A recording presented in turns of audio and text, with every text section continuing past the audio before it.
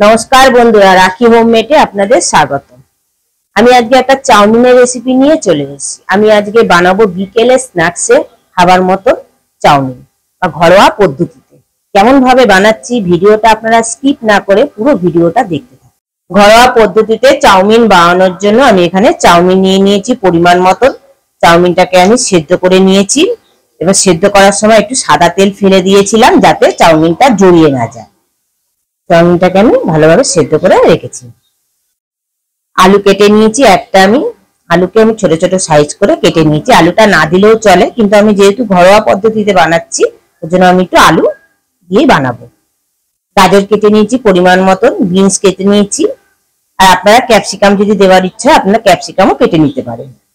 শসা কেটে নিয়েছি পরিমাণ মতন, পেঁয়াজ কেটে নিয়েছি দুটো, তিনখানা আমি কাঁচা লঙ্কা চপ করে নিয়েছি, আর পরিমাণ মতো নুন নিয়ে নিয়েছি। যেহেতু আমি এটা এগ চাউমিন বানাবো আমি তিনখানা ডিমও নিয়ে নিয়েছি।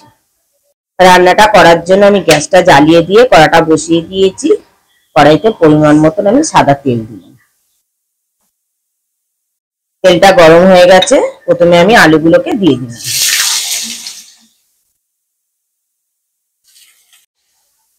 প্রথমে আমি আলুটাকে হালকা করে ভেজে নিয়ে তারপরে আমি এখানে গাজর অ্যাড করি।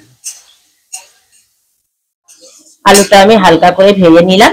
এবার আমি যে গাজরটা কুচিয়ে রেখে দিয়েছিলাম গাজরটাকেও দিয়ে দিলাম। গাজরটা আলুটার সঙ্গে মিশিয়ে নিলাম। এবার গাজরটাকেও আমি ভেজে নেবো। আবার গাজরটা খানিকটা ভেজে নিয়ে আবার আমি বিনসটা দেবো। গাজরটাকেও আলুটার সঙ্গে মিশিয়ে আমি হালকা করে ভেজে নিলাম। এবার আমি বিনসটাকে কেটে রেখে দিয়েছিলাম, এবার বিনসটাকেও দিয়ে দিলাম।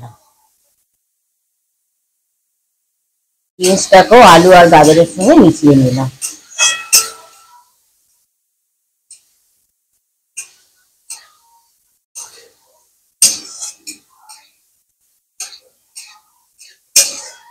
এবার পেঁয়াজগুলো কেটে রেখে দিয়েছিলাম সেই পেঁয়াজগুলো দিয়ে দিলাম। সবজিগুলোর সঙ্গে পেঁয়াজটাকেও মিশিয়ে নিলাম।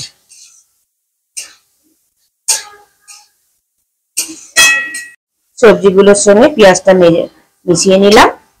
এবার আমি তিনটে যে ডিম রেখে দিয়েছিলাম এবার ডিমটা আমি দিয়ে দিলাম।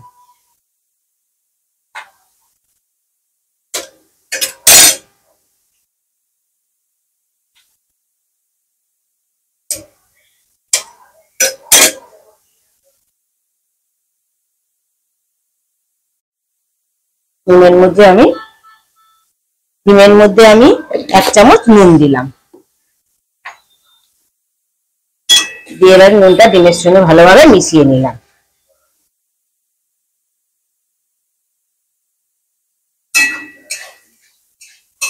মিশিয়ে নিয়ে এবার সবজিগুলো আর পেঁয়াজ সবকিছুর সঙ্গে আমি ডিমটাকে মিশিয়ে নিয়ে আমি আবারও ভেজে নেব।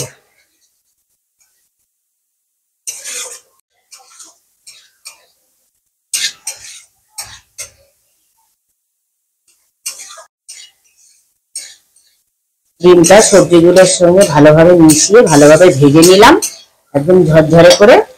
এবার যে আমি কাঁচা লঙ্কাটা কুচিয়ে রেখে দিয়েছিলাম সেই কাঁচা লঙ্কাটাও দিয়ে দিলাম। কাঁচা লঙ্কাটা সবজিগুলো ডিমের সঙ্গে ভালোভাবে মিশিয়ে নিলাম। মিশিয়ে নিয়ে এবারে চাউমিনটাকে আমি অ্যাড করলাম।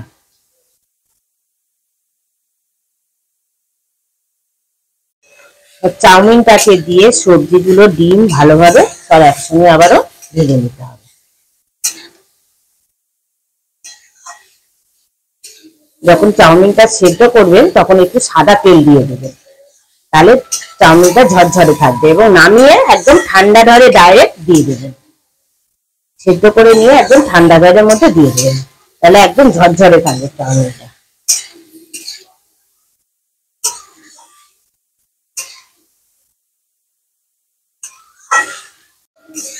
সবজিগুলো ডিম একসঙ্গে চাউমিন সব একসঙ্গে ভালোভাবে ভেজে নিলাম।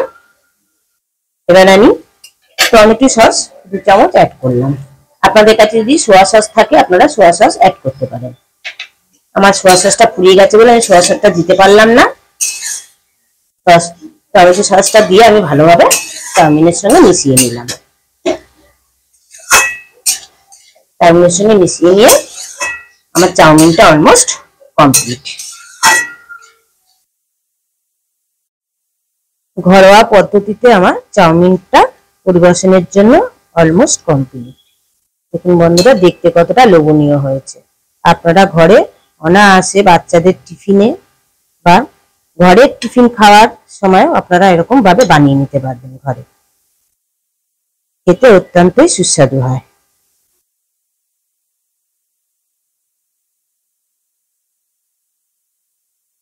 ওপর দিয়ে একটু শসা কুচিয়ে দিয়ে দেবেন, আর একটু টমেটো সস, টমেটো কেচাপ দিয়ে দেবেন। দিয়ে অনায়াসে আপনারা সার্ভ করতে পারবেন। ভিডিওটা ভালো লেগে থাকলে কমেন্টে অবশ্যই জানাবেন, লাইক আর শেয়ার করে দেবেন। আর আমার চ্যানেলের কেউ যদি নতুন বন্ধু হয়ে থাকেন, চ্যানেলটিকে সাবস্ক্রাইব করে দেওয়ার অনুরোধ রইল। পাশে বেল আইকনটা প্রেস করে দেবেন নতুন নতুন ভিডিও দেখার।